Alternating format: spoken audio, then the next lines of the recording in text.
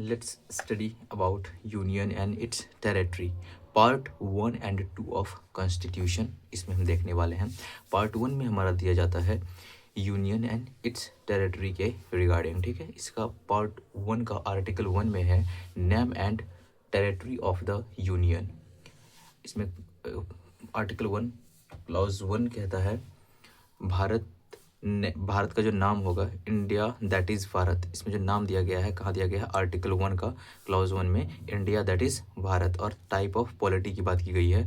And India जो कि union of state होने वाला है, not a federation of state, क्योंकि यूएसए में फेडरेशन ऑफ स्टेट होता है, लेकिन हमारे जो इंडिया है यहाँ पे क्या है, यूनियन ऑफ स्टेट है.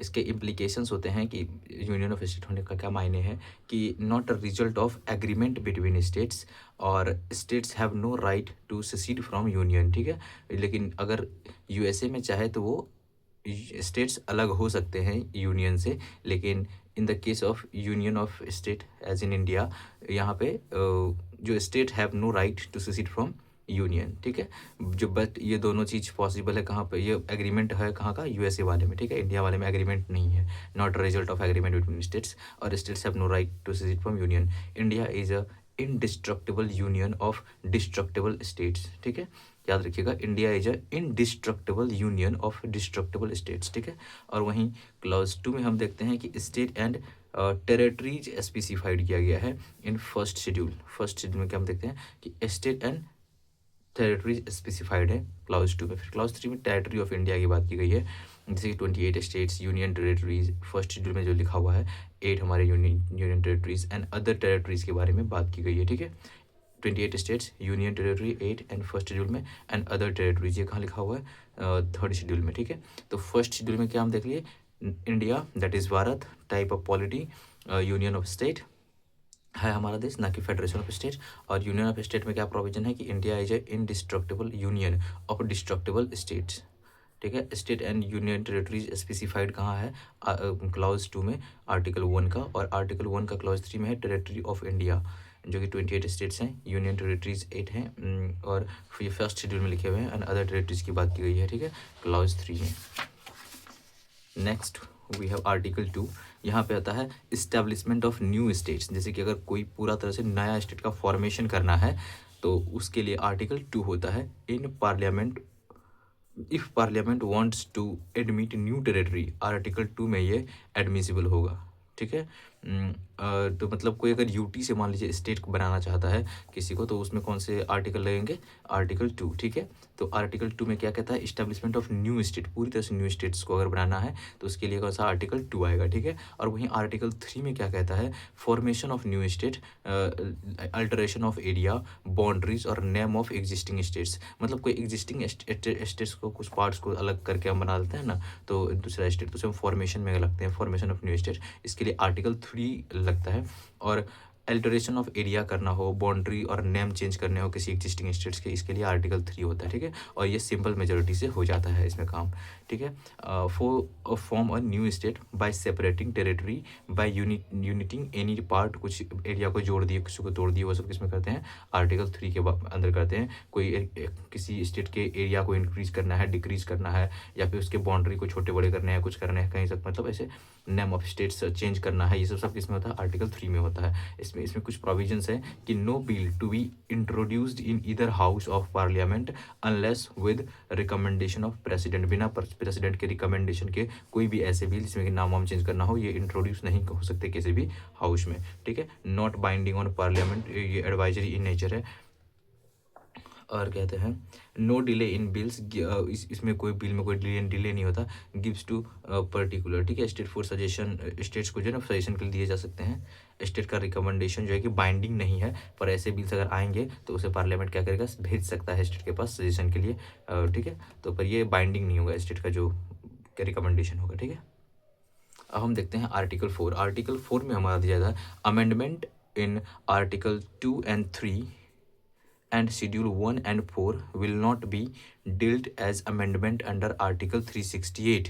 आर्टिकल 2 और 3 में जो अमेंडमेंट करेंगे और शेड्यूल 1 और 4 में अगर कोई अमेंडमेंट होता है तो उसको आर्टिकल 368 के तहत अमेंडमेंट नहीं माना जाएगा। Amendment of first and fourth schedule, जैसे कि फोर्थ में हमारा सीट्स इन राज्यसभा होता है, इसमें कोई अमेंडमेंट अगर होगा तो 368 के अंदर उसे काउंट नहीं करेंगे। ये सब क्या होगा, ओनली बाय सिंपल मेजोरिटी हो जाता है। हाँ ठीक है, यानी कि 2/3 मेंबर प्रेजेंट होना चाहिए और वोटिंग करना चाहिए। ठीक है, तो ये हो जाता है, इसमें कोई दिक्कत नहीं है। इसमें राज्य में बस उसका व्यू लिया जाता है इस मैटर में, जब कोई आर्टिकल 2 और 3 में अगर कोई चेंज करना हो और शेड्यूल 1 और 4 में, तो इसमें क्या करते हैं, बस राज्य का क्या करते हैं, व्यू लेते हैं। फिफ्थ कॉन्स्टिट्यूशन अमेंडमेंट जो था, it empowers the president to set the time limit for the state legislature to express it views on that particular bill. कौन सा, फिफ्थ कॉन्स्टिट्यूशन अमेंडमेंट कहता है, ये प्रेसिडेंट को एम्पावर करता है कि वो स्टेट लेजिस्लेचर को क्या करे, टाइम लिमिट दे अपना व्यू बताने के लिए। ठीक है, अब 1959 में बेरुबारी यूनियन केस होता है। इसमें कहता है India territory if has to be given to foreign territory, तो आर्टिकल 368 हम से करेंगे विद स्पेशल मेजोरिटी। देखिए, जैसे कि अगर इंडिया का कुछ अपना पार्ट किसी दूसरे कंट्री को देना है कोई समझौता के तहत, तो उसमें हम क्या करेंगे, आर्टिकल 368 लगा के हम देंगे विद स्पेशल मेजोरिटी। ठीक है, ये किसमें कहा गया था, बेरुबारी यूनियन केस जो 1960 का था। ठीक है, और 2014 का जो है India and Bangladesh boundary dispute जो मामला था, ये 100th कॉन्स्टिट्यूशनल अमेंडमेंट करके इसमें हमने किया है कुछ, जैसे कि India's few part two Bangladesh जो हमने दिए हैं, तो ये इंडो बांग्लादेश एग्रीमेंट के तहत इसे हम रिजॉल्व करने का ट्राई किए हैं। तो उसमें हम क्या किए थे, 100th CA किया हमने, और इसमें क्या किया, इंडिया का कुछ पार्ट बांग्लादेश को दिया, तो वो हमें देने के लिए आर्टिकल 368 को मतलब लाना पड़ा एक्शन में। वहीं बांग्लादेश के फ्यू पार्ट टू हम इंडिया में लिए हैं, तो उसके लिए हमें आर्टिकल 2 के तहत, जिससे होता है सिंपल मेजोरिटी वाला मैटर, इसी से हमारे पार्ट में आ गया। मतलब अगर हमें लेना है किसी से, तो हम सिंपल मेजोरिटी के तहत आर्टिकल 2 के अंदर में हम उसे ले लेंगे। ठीक है, और वो जो नया एरिया जुड़ रहा है, क्योंकि टोटली एरिया था, टोटली न्यू था वो एरिया, तो आर्टिकल 2 के तहत हम ले लिए। ठीक है, आर्टिकल 2 में ये गया। लेकिन अगर हमारे एग्जिस्टिंग स्टेट से कोई नया स्टेट फॉर्म करना हो, तो उसे हम आर्टिकल 3 के अंतर्गत डील करेंगे। ठीक है, आर्टिकल 2 में क्या करेंगे, जैसे कि कोई विदेश से, लाइक बांग्लादेश से कुछ पार्ट इंडिया में लिए, तो आर्टिकल 2 के तहत लिया गया। इंडिया के कुछ पार्ट जो कि बांग्लादेश को दिए गए, तो वो आर्टिकल 368 के तहत दिए गए, इंडो बांग्लादेश एग्रीमेंट कहते हैं इसे, और ये 100th CA के तहत हुआ था, 100th CA। ठीक है, 2014 में। नेक्स्ट अगर हम देखें तो 1947 में 552 प्रिंसली स्टेट्स थे टोटल। ठीक है, कितने थे, 552 प्रिंसली स्टेट्स हुआ करते थे 1947 में। और लेटर में हम बात करें तो इसमें से 549 ज्वाइंड इंडिया, लेकिन 3 did not want to join. ठीक है, इनमें थे हैदराबाद, जूनागढ़ और कश्मीर, ये सब क्या करते हैं, ज्वाइन नहीं करना चाहते थे। लेकिन इनके लिए कुछ कुछ, जैसे हैदराबाद में हम देखते हैं कि ये ज्वाइन कर लेते हैं। पुलिस, यहाँ पे पुलिस एक्शन हमने करा था ऑपरेशन पोलो सितंबर 1948 में। तो याद रखिएगा कि ऑपरेशन पोलो किसी से रिलेटेड है, हैदराबाद को हम जब इंडिया में मिलाए थे, इसके लिए हमने पुलिस एक्शन लिया था यहाँ पे ऑपरेशन पोलो के नाम से सितंबर 1948 में। कब, सितंबर 1948 में हमने यहाँ पे पुलिस एक्शन लिया था, जिसमें ऑपरेशन पोलो किया था सितंबर 1948 में। और हैदराबाद में एक बंद आता है, जैसे हैदराबाद जो अलग हो रहा था, उससे वो नाराज था। मतलब उसका कहना था हमें हैदराबाद को हमें अलग नहीं रहना चाहिए, हमें इंडिया में ज्वाइन कर लेना चाहिए, ये कह रहा था। कोट्टुरू सित्तया गुप्ता डिड नॉट एग्री। ठीक है, और जूनागढ़ में बात करें तो रेफरेंडम के थ्रू हमने जूनागढ़ को इसमें जोड़ा इंडिया में। और कश्मीर में एक्चुअली बात यह है कि यहाँ पे इंस्ट्रूमेंट ऑफ एक्सेशन जो वहाँ के महाराजा हरी सिंह थे, उन्होंने साइन करा था।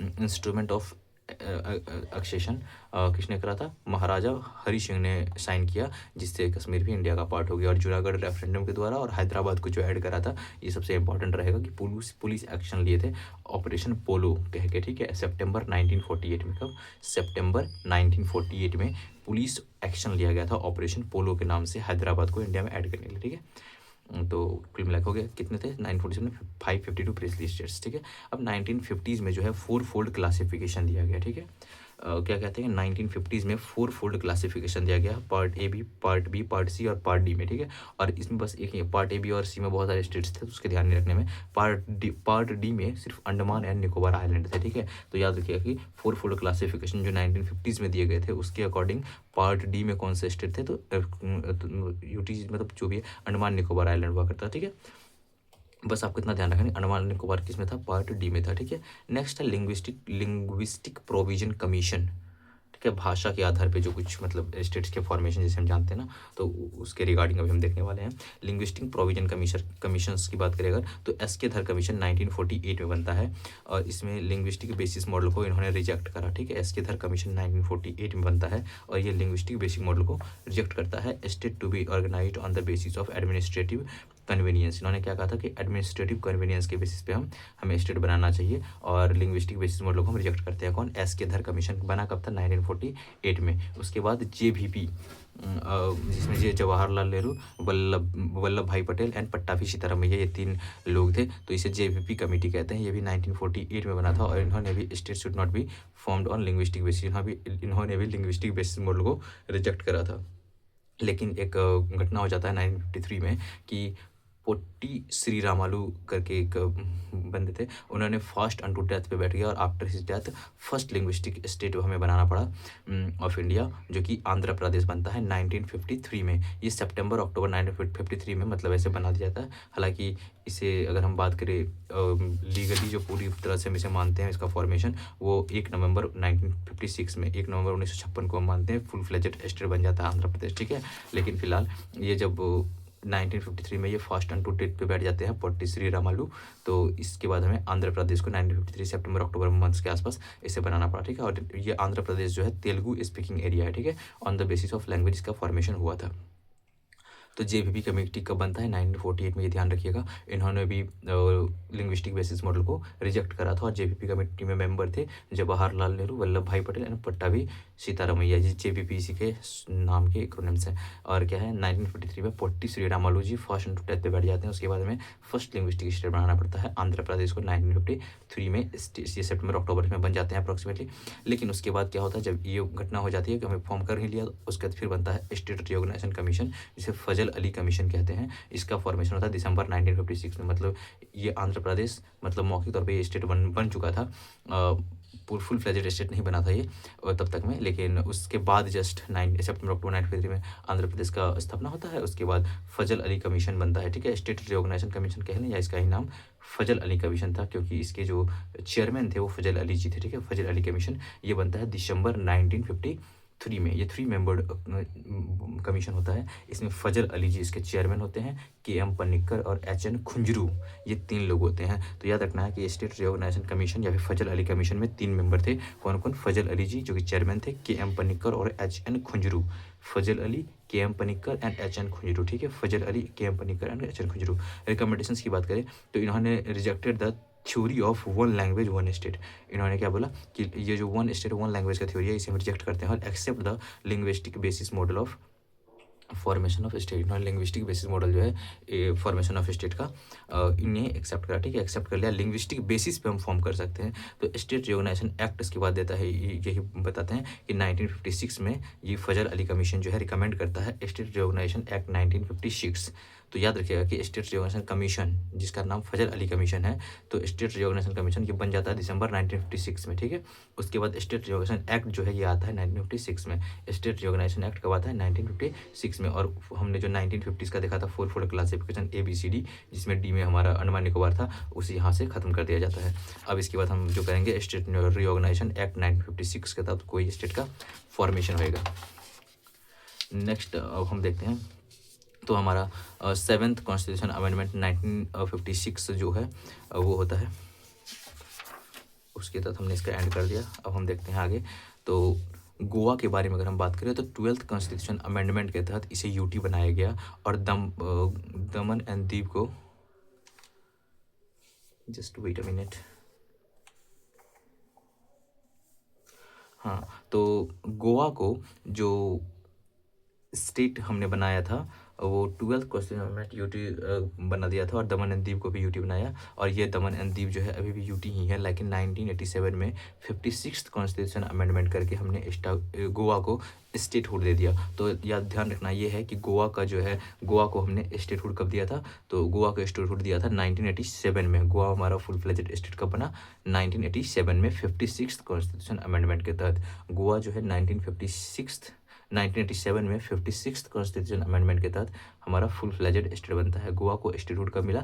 1987 में थ्रू 56th कॉन्स्टिट्यूशन अमेंडमेंट, ठीक है। दादर नागर हवेली की बात करें तो इसे 10th कॉन्स्टिट्यूशन अमेंडमेंट के तहत यूटी बनाया गया था और अभी जिसे मर्ज कर दिया गया है with Daman and Diu. Dadar Nagar Haveli और दमन एंड दीव को मर्ज कर दिया गया है, लेकिन दादर नागर हवेली को 10th वाले के तहत हमने यूटी बनाया था, वहीं दमन एंड दीव को 12th वाले के तहत हमने बनाया था यूटी, और गोवा को भी 12th वाले के तहत यूटी बनाया गया था, लेकिन बाद में 1987 में 56th सीए के तहत हमने उसे स्टेटहुड दे दिया, ठीक है।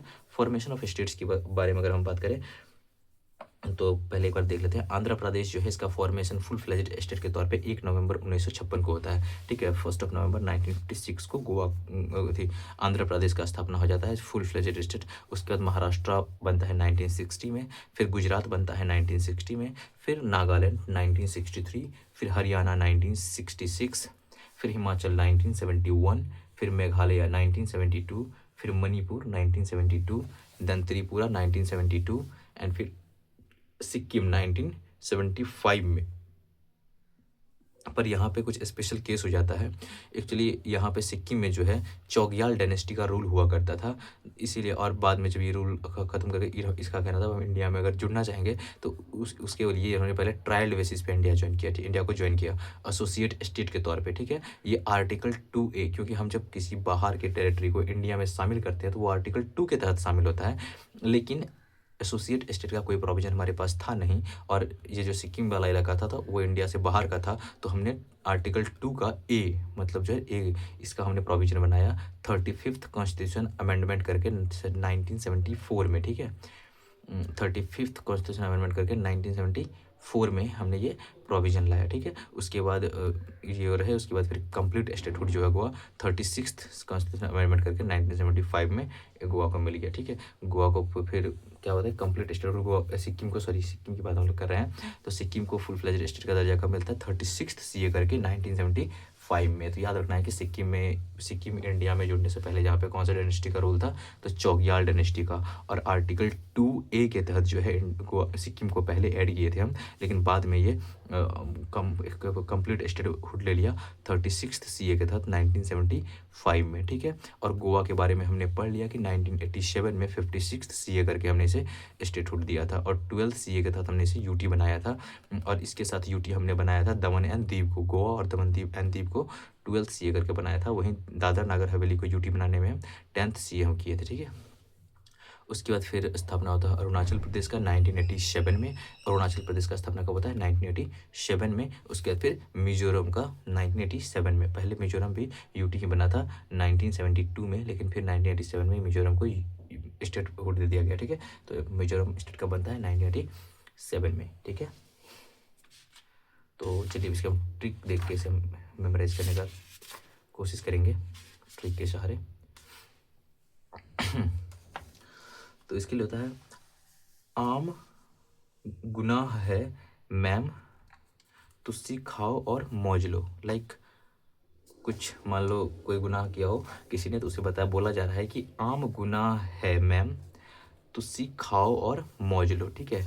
तो आम, तो अ से इसमें आंध्र प्रदेश और म से महाराष्ट्र, ठीक है। तो याद रखना है आम का जो इनिशियली है आंध्र प्रदेश देन महाराष्ट्र। ये जो ईयर ऑफ फॉर्मेशन है ये ध्यान में आ जाएगा, पर पहले एक बार सीक्वेंस देख लेते हैं, कौन से स्टेट पहले बने फिर कौन से बाद में, ध्यान रख लेंगे हम, ठीक है। तो आम, पहले आम गुनाह है मैम, तुस्सी खाओ और मौज लो, ये ट्रिक होता है। तो इसमें आम जो है अ फॉर आंध्र प्रदेश, और म जो है इसके लिए महाराष्ट्र, ठीक है। आम तो आंध्र प्रदेश एंड महाराष्ट्र। देन गुनाह की बात करें तो गु फॉर गुजरात, ना फॉर नागालैंड एंड ह से हरियाणा, ठीक है। गुजरात, नागालैंड, हरियाणा। गुनाह में गु गुजरात, ना नागालैंड, ह हरियाणा, ठीक है। गुनाह, ना नागालैंड, ह हरियाणा। तो हमने क्या पढ़ा तक कि आम तो अ आंध्र प्रदेश, म महाराष्ट्र, गु गुजरात, ना नागालैंड, ह हरियाणा। तो हमने 5 स्टेट्स पढ़ लिए अभी तक। तो पहले किसका फॉर्मेशन होता है? आंध्र प्रदेश, फिर महाराष्ट्र, फिर गुजरात, फिर नागालैंड, फिर हरियाणा। आम, आंध्रा, महाराष्ट्र, गुनाह गु गुजरात, नागालैंड, हरियाणा। यहाँ 5 तक तो याद हो गया होगा। और हम देखते हैं आगे है, फिर हरियाणा वो जो है नागालैंड के बाद हरियाणा आ गया, ठीक है। ना हो वाला ये जो है हरियाणा के लिए, फिर है जो है इसके लिए हिमाचल प्रदेश याद रखना है। क्या याद रखना है कि हिमाचल प्रदेश। बस इन्हीं जगहों पे कन्फ्यूजन होगा कि पहले हरियाणा था या हिमाचल प्रदेश। तो ध्यान रखिएगा कि गुजरात, नागालैंड, हरियाणा, देन हिमाचल प्रदेश। गुना में आता है हरियाणा वाला और है में आता है हिमाचल प्रदेश। हाय तो यहाँ पे देखिए एच आई हाई आ रहा है ना, तो हाई के लिए एच आई लिखिए हाई, ठीक है। तो हाई हिमाचल प्रदेश, ठीक है। गुना ह हरियाणा ह तो हरियाणा, ठीक है। और हाय है तो हिमाचल प्रदेश, ठीक है। तो आम आंध्रा, महाराष्ट्र, गुजरात, नागालैंड, हरियाणा, हिमाचल हो गया। हिमाचल तक पहुंच गए। फिर मैं मेघालय। देखिए मेघालय कैसे हिंदी में लिखते हैं, म एकर है ना, तो म एकर है ना, तो मेघालय मेघालय। देखिए म के ऊपर में कुछ मात्रा लगा हुआ है तो मेघालय हो गया। और मणिपुर में देखिए म के साथ कोई भी मात्रा नहीं जुड़ता, ठीक है। तो मणिपुर म से हो गया, तो मैम ये रखना मैम, ठीक है। मैम तो एकर हो गया तो मेघालय, और म हो गया तो मणिपुर, ठीक है। तो हम कहाँ तक पहुँच गए। आम तो हमने देखा अ आंध्र प्रदेश, म महाराष्ट्र, गुजरात, ना नागालैंड, है नॉर्मल है वाला गुना है तो हरियाणा हो गया। आम गुना ह वाला का तो हरियाणा हो गया। फिर आयकर वाला है वाला है तो हिमाचल हो गया, ठीक है। आम गुना है तो मैम तो मैं आयकर मैं तो मेघालय और मणिपुर, ठीक है। मैम तो म दूसरा म से क्या हो गया मणिपुर, समझ में आ गया। फिर तुसी तुसी तुसी खाओ और मौज लो। तो तुसी से हम क्या करेंगे, तू से त्रिपुरा और सी से सिक्किम। तू से त्रिपुरा और सी से सिक्किम। तू त्रिपुरा सी से सिक्किम, ठीक है।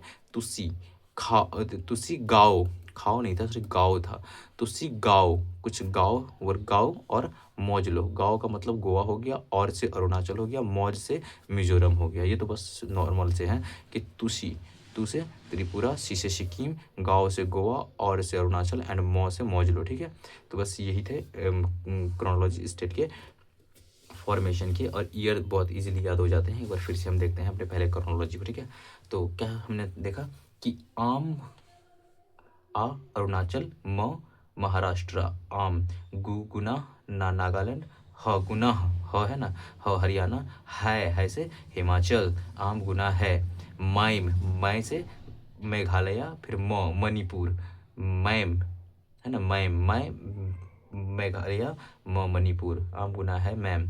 तू त्रिपुरा, सी सिक्किम, तुसी गाँव गोवा, और और अरुणाचल प्रदेश, मौज मिजोरम, ठीक है। तो हो गया रोल फॉर्मेशन, हमें याद है ठीक से, है ना। तो बस ट्रिक याद रखना है कि आम गुना है मैम, तुसी गाओ और मौज लो, ठीक है। तो क्या देखें कि आम गुनाह है मैम, आम गुनाह है मैम, तुसी गाओ और मौज लो। गाओ तो गोवा हो गया।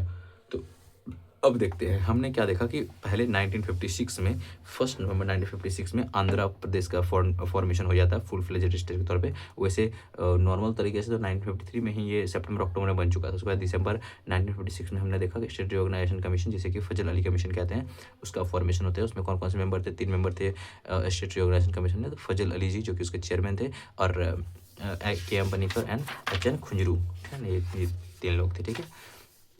तो आम गुना है मैम, तुसी गाओ और मौजूद हो गया। तो 1 नवंबर 1956 को आंध्र प्रदेश, 1960 में महाराष्ट्र, फिर 1960 में गुजरात। महाराष्ट्र गुजरात मतलब 2 स्टेट का फॉर्मेशन 1960 में। फिर 1963 में ओनली नागालैंड, और 1966 में ओनली हरियाणा, 1971 में हिमाचल प्रदेश, फिर 1972 मतलब मेघालय, मणिपुर और त्रिपुरा 1972 में, और सिक्किम 1975 में। सिक्किम हमने देखा था 1975 में एक्चुअली इसके 5th कॉन्स्टिट्यूशन अमेंडमेंट करके आर्टिकल 2A के तहत एसोसिएट स्टेट बनाया गया था, और फिर स्टेटहुड दे दिया गया 36th CA करके 1975 में।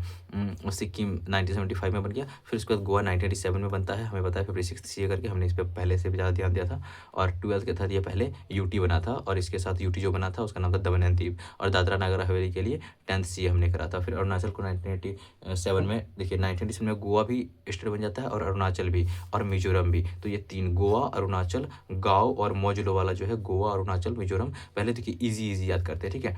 तो गोवा, अरुणाचल और मिजोरम, ये जो 3 हैं कब बने थे, 1987 में। गोवा, अरुणाचल और मिजोरम, गाँव और मौजलो वाला जो है गोवा, अरुणाचल और मिजोरम, ये 1987 में बनते हैं। सिक्किम 1975 में बन जाता है। एक्चुअली 1975 में 2 ये अमेंडमेंट किए थे इसके लिए, ये ध्यान रखना तो बनता है, ठीक है। तो ये कब बनता है सिक्किम 1975 में। लेकिन 1972 में फिर 3 बन जाता है, 3 बनता है। कौन कौन सा? मेघालय, मणिपुर और त्रिपुरा। तो तुस्सी का जो है कौन सा? मेघालय, मणिपुर और त्रिपुरा। तुस्सी का तू, ठीक है, और मैम मैम और तू जो है मेघालय, मणिपुर और त्रिपुरा 1972 में बन जाता है। सिक्किम 1975 में बन जाता है। गोवा, अरुणाचल और मिजोरम 1987 में बनता है। और 1971 में हिमाचल, 1966 में हरियाणा और 1963 में नागालैंड। ये इन सबको याद करना पड़ेगा, ठीक है। और महाराष्ट्र और गुजरात 1960 में बनते हैं और 1956 में सिर्फ आंध्र प्रदेश बने होते हैं, ठीक है। 1956 में आंध्र प्रदेश, 1960 में महाराष्ट्र एंड गुजरात। तो आम गु ना वाला, ठीक है। मैम गुजरात जो है ये 1960 में, नागालैंड 1963 और हरियाणा 1966 एंड हिमाचल 1971, मेघालय, मणिपुर और त्रिपुरा 1972 में, सिक्किम 1975 में और 1987 में गोवा, मिजोरम और गोवा, अरुणाचल और मिजोरम, ठीक है। तो उम्मीद करता हूँ इतना आपको अच्छे से याद हो गया होगा, मुझे भी हो गया। तो चलिए आगे देखते हैं। Article and subject matter. कुछ ऐसे आर्टिकल्स हैं जिसमें कुछ स्पेसिफिक दे रखे हैं, मतलब कुछ स्टेट्स को अच्छे वाले मतलब दे रखे हैं प्रोविजन। तो वो देखते हैं अभी हम कि कहाँ क्या दिया हुआ है, ठीक है। ठीक है, इसमें जो ट्रिक लगता है पहले वो ट्रिक देखते हैं। नाम, NAM नाम, फिर AASMA आसमा, GK, ठीक है। नाम आसमा GK, बस सोच लीजिए कोई क्लास है उसका नाम क्या है, नाम आसमा GK है, ठीक है। तो हम देखते हैं क्या है। नाम, NAM नाम, NAM नाम, आशमा AASMA आशमा GK, नाम आसमा GK नाम है इस क्लास का। किस नाम, क्या नाम है इस क्लास का? नाम है आशमा GK नाम आशमा GK, इसी से याद हो जाएगा हमारा ये। तो पहले आर्टिकल 371 की जब बात किया जाए तो स्पेशल पावर दिया गया है तो महाराष्ट्र एंड गुजरात। महाराष्ट्र और गुजरात को जो है स्पेशल पावर कहाँ दिया गया है? 371 के तहत। आर्टिकल 371 के तहत किसे दिया गया है? महाराष्ट्र और गुजरात को, ठीक है। बस ये ध्यान रखिए। उसके बाद हम देखते हैं, हमने क्या देखा? NAM नाम, AA, फिर यहाँ पे S, फिर M, फिर A आशमा, फिर GK, ठीक है। तो बस ये ट्रिक है इसका। तो देखते हैं। तो 371A जो है इसके तहत 371A पहला आ रहा है, फिर BCDEFGHIJ, ठीक है। ये ऐसे हो गया। इसमें बस आपको सब में जगह इसी लगा, ये ऐसे लगा के देखने हैं आपको। पहले स्टेट के कुछ ना कुछ मिल जाएंगे, ठीक है। तो नाम आसमा जी के, तो यहाँ पे 371 में क्या है? N है, N नाम, NAM, ठीक है। N किस में है? 371A में N से आएगा, मतलब नागालैंड को मिला है स्पेशल पावर, ठीक है। और 371B में फिर A को मिला है, मतलब असम को मिला है। पहला वाला A किसके लिए है? असम के लिए। तो 71A का जो N पहला वाला N था वो नागालैंड के लिए, और ये जो A है ये असम के लिए। 371 का C में फिर M है, यानी कि मणिपुर को मिल जाता है। फिर 371D में फिर A है, तो ये A जो है ये आंध्र प्रदेश के लिए है, खासकर आंध्र प्रदेश और तेलंगाना के लिए दिया हुआ है ये वाला ए, ठीक है। 371D का जो ए है ये किसके लिए है? आंध्र प्रदेश एंड तेलंगाना के लिए। तो याद रखिएगा 371D। 371E जो है ये सेंट्रल यूनिवर्सिटी इस्टेब्लिशमेंट इन आंध्र प्रदेश जो होगा, central university establishment Andhra Pradesh में, वहाँ पे दिया गया है 371E का, ई में दिया रखा है, ठीक है। तो N Nagaland, A Assam, M Manipur, A Andhra Pradesh and Telangana, फिर दूसरा वाला ए ये सेंट्रल यूनिवर्सिटी इस्टेब्लिशमेंट को दिया रखा है, ठीक है। नाम, फिर आशमा का AA हो रखा है। अब S देखिए, ये S जो है 371F की बात करें तो ये S है, ये सिक्किम को दे रखा है, ठीक है। सिक्किम को, किसको? एश यानी सिक्किम को दे रखा है कि ये जो 371F है। फिर उसके बाद जो है 371G जो है इसके तहत M, यानी कि पहले तो हमने मणिपुर देख लिया, तो अब मिजोरम को देगा। ये वाला M जो है आसमा का जो है दूसरा M आएगा, यहाँ जो M आएगा तो ये M किसके लिए है? मिजोरम के लिए है। फिर ये जो लास्ट वाला ए होता है आसमा का, वो देता है अरुणाचल प्रदेश को, ठीक है। अरुणाचल प्रदेश को देखिए, AA जहाँ है वहाँ आंध्र प्रदेश के बारे में दो बातें की गई है, एक तो स्पेशल पावर और एक सेंट्रल यूनिवर्सिटी एस्टेब्लिशमेंट, ये आंध्र प्रदेश। तो 2A वाला किसका है? ये आंध्र प्रदेश से जुड़ा हुआ है, आंध्र प्रदेश से, ठीक है। आंध्र प्रदेश से जुड़ा है AA वाला। तो N नागालैंड, A असम। थोड़ा सा कन्फ्यूजिंग ट्रिक है पर रट के याद करने से अच्छा है कि इस ट्रिक को थोड़ा माइंड में सेट करके याद कर लिया जाए, ठीक है। तो 371A एन को, एन मतलब नागालैंड, ये एक इसके लिए असम के लिए, ये वाला एम ये मणिपुर के लिए, पहले मणि आ जाता है, ठीक है, तो मणिपुर आ गया पहले, फिर ए ये दोनों डबल ए जहाँ पे है ये आंध्र प्रदेश के रिगार्डिंग बात करता है। और हमने ये वाला तो देख लिया, असम के लिए बात कर रहा था, पहले ये असम के लिए कर लिया, नागालैंड, असम, मणिपुर, और special power to Andhra Pradesh and Telangana, और central university establishment in Andhra Pradesh, ये वाला है, ठीक है। और यहाँ से हमने देखा एस जो था ये सिक्किम के लिए, और एम ये जो एम है 371G में जो किसके दिया गया है वो हमने मणिपुर देख लिया, तो यहाँ पे मिजोरम के लिए था ये वाला एम, ठीक है, ये एम मिजोरम के लिए है। फिर ए जो यहाँ वाला ए है, तो हमने अभी तक क्या देख लिया, हमने असम देख लिया और आंध्र प्रदेश का देख लिया, अभी कौन सा किसको मिलेगा, अरुणाचल प्रदेश को दिया गया है, ठीक है, ये वाला ए में किसको मिला, अरुणाचल प्रदेश को मिला, ठीक है। देन उसके बाद जी जो है इससे गोवा को दिया गया है।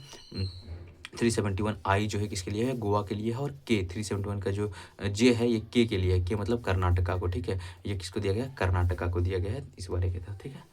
तो बस इतना ही था इसमें ध्यान रखने लायक, तो थोड़ा सा आप ठीक से देख सकते हैं इस पेज को, अगर नहीं हुआ हो याद तो बस महाराष्ट्र एंड गुजरात 371 में है, 371A में नागालैंड को स्पेशल पावर, 371B में असम को स्पेशल पावर, 371C में मणिपुर को स्पेशल पावर, 371D में आंध्र प्रदेश एंड तेलंगाना को स्पेशल पावर, 371E में सेंट्रल यूनिवर्सिटी एस्टेब्लिशमेंट की बात की गई है इन आंध्र प्रदेश, और 371F में सिक्किम को दिया गया है, 371G में जो है ये आपको मिजोरम को दिया गया है, और 371H में ये अरुणाचल प्रदेश को दिया गया है, 371I में ये गोवा को दिया गया है, और 371J में ये आपको कर्नाटका को दिया गया है, ठीक है। तो अब इस तरह से याद कर सकते हैं, ठीक है। नेक्स्ट टॉपिक होने वाला हमारा citizenship. Let me see something.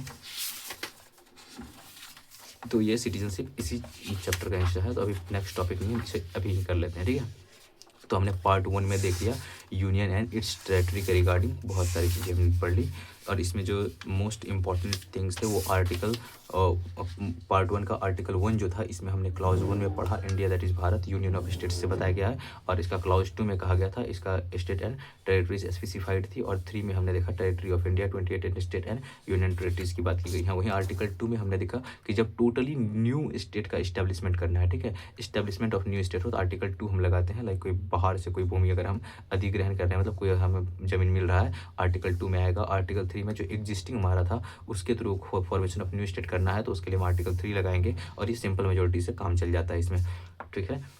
और हम फिर आर्टिकल 4 देखते हैं, जिसमें ये कहा जाता है कि आर्टिकल 2 और 3 और शेड्यूल 1 और 4 में अगर कोई चेंज करेंगे तो उसे 368 के तहत नहीं देखेंगे, यहाँ जस्ट सिंपल मेजोरिटी चाहिए होगी, 2/3 मेंबर प्रेजेंट होना चाहिए और वोटिंग करना चाहिए। फिर बेरीवारी यूनियन केस होता है, इसमें कहा गया कि अगर इंडिया का कोई टेरिटरी हम फॉरेन टेरिटरी को देंगे, कोई फॉरेन कंट्री को अगर हम अपना टेरिटरी दे रहे हैं, तो आर्टिकल 368 यहाँ लगेगा और स्पेशल मेजोरिटी आएगा बेरुवारी यूनियन केस में। और लेकिन अब फिर हम देखते हैं 2014 में इंडिया एंड बांग्लादेश का बाउंड्री डिस्प्यूट को रिजॉल्व करने के लिए 100th नंबर का सीए करते हैं, जिसमें कि इंडिया कुछ पार्ट देता है बांग्लादेश को आर्टिकल 368 के तहत, मतलब स्पेशल मेजोरिटी लगा के, जो कि बेरुवारी यूनियन केस का प्रोविजन था, और बांग्लादेश का कुछ भाग जो इंडिया को मिलता है वो आर्टिकल 2 के तहत सिंपल मेजोरिटी से हमारे पास आ जाता है। फिर हम 1947 में देखते हैं कि 52 प्रिंसली स्टेट्स थे, जिसमें कि 549 तो ज्वाइन कर लिए इंडिया को, लेकिन 3 ज्वाइन नहीं किए, जिसमें हैदराबाद, जूनागढ़ और कश्मीर था। जूनागढ़ में हमने ऑपरेशन पोलो चलाया, पुलिस एक्शन था सितंबर 1948 में इसे जोड़ने के लिए, और जूनागढ़ में रेफरेंडम करवाया गया, और कश्मीर में जो महाराजा हरि सिंह थे इन्होंने इंस्ट्रूमेंट ऑफ एक्सेशन साइन करा था, ठीक है। और 1950 में 4 फोल्ड क्लासिफिकेशन किया जाता है फॉर द स्टेट्स, तो ए, बी और सी और डी में अंडमान निकोबार आइलैंड्स आता है। फिर बाद में हमें लिंग्विस्टिक प्रोविजन कमीशंस बनाने पड़ते हैं कुछ, क्योंकि मांग होने लग रहा था लिंग्विस्टिक बेसिस पे स्टेट फॉर्मेशंस का। तो फिर हमने देखा कि एस के थर कमीशन बनता है पहले 1948 में, एस के थर कमीशन, जो कि लिंग्विस्टिक बेसिस मॉडल को रिजेक्ट करता है, और ये कहता है कि एडमिनिस्ट्रेटिव कन्वीनियंस के आधार पे स्टेट का फॉर्मेशन होना चाहिए। फिर जेवीपी कमेटी 1948 में बनता है, जिसके मेंबर थे जवाहरलाल नेहरू, वल्लभ भाई पटेल एंड पट्टाभी सीतारामैया, ठीक है। इन्होंने भी लिंग्विस्टिक बेसिस को रिजेक्ट करा, पर 1953 में पोट्टी श्री रामालू जी का डेथ हो जाता है फास्ट एंड टू डेथ पे बैठ के, तो इस फर्स्ट लिंग्विस्टिक स्टेट हमें बनाना पड़ जाता है आंध्र प्रदेश को 1953 के सितंबर अक्टूबर के आसपास, जो कि तेलुगु स्पीकिंग रीजन था। तो आंध्र प्रदेश जो है कैसा रीजन है, तेलुगु स्पीकिंग रीजन है, तेलुगु बोला जाता है यहाँ पे, ठीक है। फिर बाद में हम 1953 के बाद 9 दिसंबर 1953 में स्टेट रिऑर्गेनाइजेशन कमीशन बनाते हैं, जिसे हम फजल अली कमीशन भी कहते हैं। इसमें 3 मेंबर कमीशन था, ये फजल अली जी इसके चेयरमैन थे, के एम पनिक्कर जी और एच एन खुंजरू जी इसके मेंबर थे। तो फिर इन्होंने क्या करता है कि रिजेक्ट कर दिया 1 स्टेट और 1 लैंग्वेज 1 स्टेट का प्रोविजन, लेकिन एक्सेप्ट किया लिंग्विस्टिक बेसिस ऑफ फॉर्मेशन की हाँ कुछ थोड़े प्रोविजन इस मतलब लिंग्विस्टिक बेसिस पे हम स्टेट फॉर्म करेंगे, ठीक है। तो स्टेट रिजर्वेशन एक्ट इन्होंने ही दिया, स्टेट रिजर्वेशन कमीशन जिसे फजल अली कमीशन कहता है, दिसंबर 1956 में बनता है, यही स्टेट रिजर्वेशन एक्ट देता है 1956 में। फिर इसके बाद पार्ट ABCD करके जो था इस प्रोविजन को खत्म कर दिया जाता है। फिर हम देखते हैं कि गोवा जो था इसे बनाया गया था पहला स्टेट कब 12th CA करके यूटी बनाया गया, गोवा और दमन एंड दीव को यूटी बनाया गया, पर दमन दीव अभी तक यूटी है ही, लेकिन 1987 में 56th CA करके गोवा को स्टेटहुड दे दिया गया। दादर नागर हवेली 10th CA के तहत यूटी बना था और अभी ये मर्ज हो चुका है दमन एंड दीव के साथ। और फॉर्मेशन ऑफ स्टेट्स की बात करें तो हम देखते हैं आंध्र प्रदेश का फॉर्मेशन होता है 1 नवंबर 1956 को, फिर महाराष्ट्र का 1960 में, फिर गुजरात का 1960 में, नागालैंड 1963, हरियाणा 1966, हिमाचल प्रदेश 1971 और मेघालय 1972, मणिपुर 1972, त्रिपुरा 1972, सिक्किम 1975 और सिक्किम को ही क्या किया था एसोसिएट स्टेट पहला हमारा सिक्किम ही बना था। आर्टिकल 2A के तहत रखे थे इसे हम 35th CA करके 1974 में, फिर कंप्लीट स्टेटहुड दे दिया 1975 में 36th CA करके, ठीक है। और गोवा को 1987 में स्टेटहुड मिला था, पहले ये 12th CA का था स्टेट यूनियन यूटी बना था। फिर अरुणाचल प्रदेश जो है 1987 में हमारा स्टेट बनता है। फिर मिजोरम जो है 1987 में हमारा स्टेट बनता है, ठीक है। 1987 में मिजोरम, अरुणाचल एंड गोवा, और 1972 में त्रिपुरा, मणिपुर और मेघालय, और 1960 में गुजरात और महाराष्ट्र और क्या कहते हैं और आंध्र प्रदेश 1 नवंबर 1956 को फुल फ्लेजेड स्टेट बन गया था हमारा, ठीक है। और इसके लिए जो स्टेट की फॉर्मेशन है, इसके क्रोनोलॉजी को याद करने का ट्रिक क्या है, आम गुनाह है मैम तुसी गाओ और मौज लो।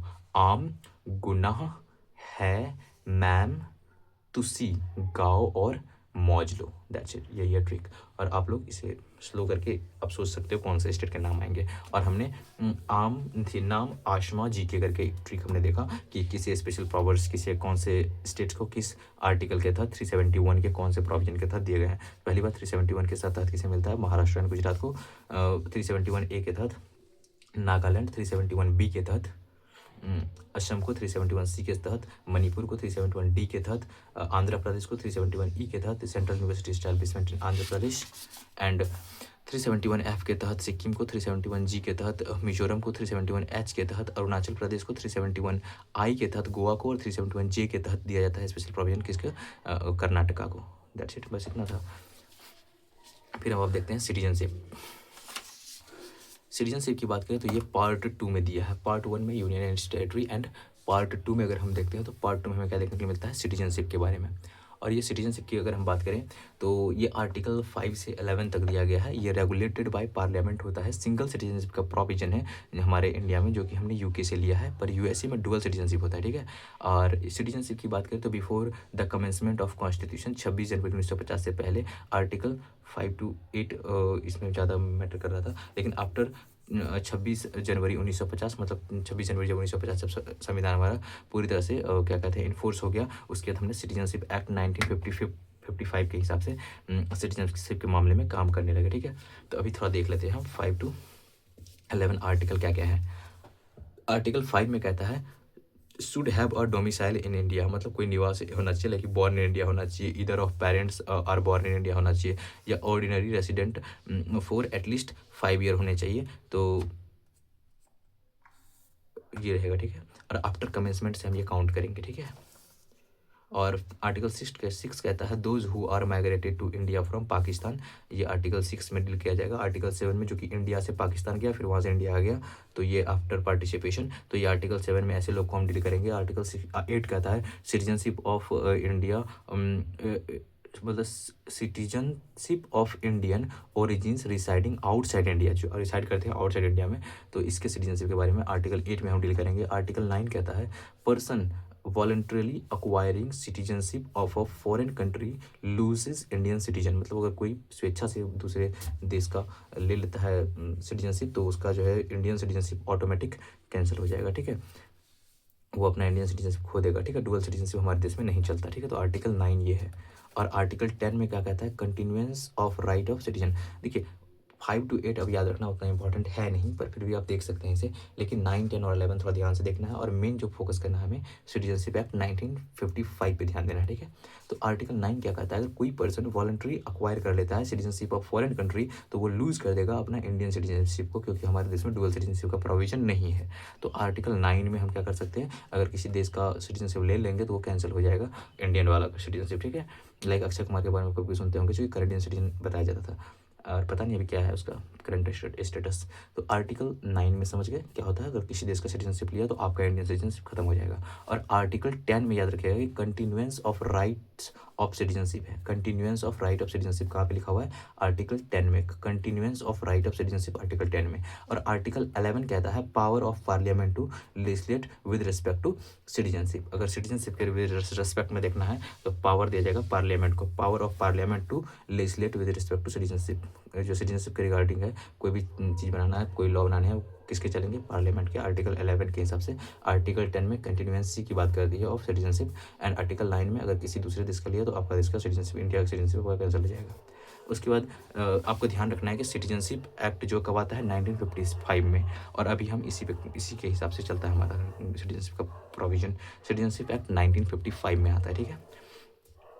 तो इसमें अक्वायर करते हैं बाय बर्थ, डिसेंट, और bye registration, bye naturalisation and bye incorporation of territories. ये तरीके हैं 5 जिससे आपको सिटीजनशिप मिल सकता है। अक्वायर करने का तरीका क्या है, बाय बर्थ आप ले सकते हैं, डिसेंट के हिसाब से ले सकते हैं। डिसेंट का मतलब होता है born outside India but parents में से कोई क्या होना चाहिए, इंडियन सिटीजन होना चाहिए, तो आपको डिसेंट के बेसिस पे मिलेगा। वहीं रजिस्ट्रेशन का मतलब होता है कि आपका ओरिजिन इंडिया का है, तो आप 7 ईयर्स अगर रिसाइडिंग इन इंडिया 7 ईयर्स तक आप इंडिया में रह लेते हैं तो आपको रजिस्ट्रेशन के हिसाब से आपको मिल जाएगा। लेकिन नेचुरलाइजेशन का प्रोसेस ये होता है, नेचुरलाइजेशन उसका होता है जिसका कि ओरिजिन इंडिया का नहीं है, कोई विदेशी आदमी है, उसे 12 ईयर्स रिसाइड करना पड़ेगा इंडिया में, 12 ईयर्स तक रहने पड़ेंगे। और इनकॉर्पोरेशन अगर टेरिटरी हो जाता है, मतलब अगर हम कोई एक्वायर कर लेते हैं कोई एक्सटर्नल टेरिटरी, तो आपको ऑटोमेटिक सिटीजनशिप मिल जाएगा। अगर जहाँ आप रहते हैं वहाँ का ज़मीन हम आप ले जाके, तो अगर वो इंडिया से बाहर का ज़मीन हो, वैसी बात है। और लूज़ करने का तरीका क्या है कि रिनंसिएशन कर दिया, अपने हिसाब से आपने